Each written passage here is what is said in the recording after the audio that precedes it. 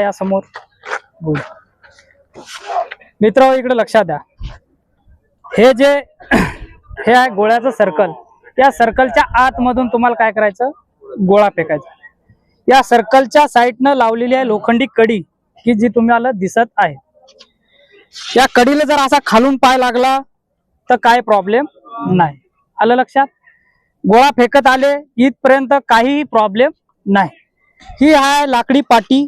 या टोकापासून ते या टोकापर्यंत जी आतमध्ये लोखंडी कडी लावलेली आहे त्या कडीवर जर पाय पडला तर काही प्रॉब्लेम नाही. जर तुमचा पाय या लाकडी फळीवर अशा पद्धतीने जर आला तर गोळा आहे फॉल. तेच जर तुमचा वर या फळीवर पाय आला तर गोळा आहे फॉल. आता इकडं लक्ष द्या, जर गोळा फेकताना तुमचा तोल गेला आणि तुम्ही समोर गेले तर गोळा आहे फॉल.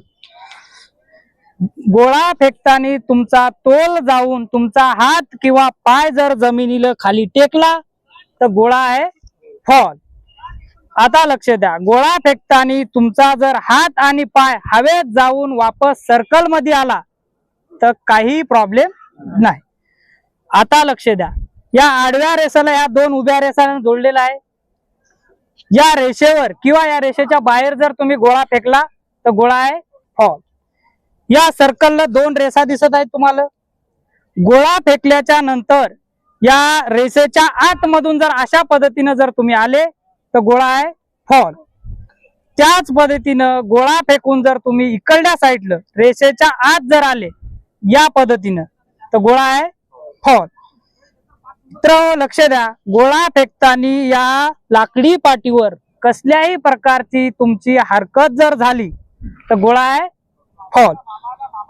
आता लक्ष द्या, मग तुम्हाला काय करायचं, गोळा फेकल्याच्या नंतर ह्या ज्या दोन रेषा आहेत, गोळा फेकल्याच्या नंतर या दोन रेषेच्या पाठीमागून यायचं.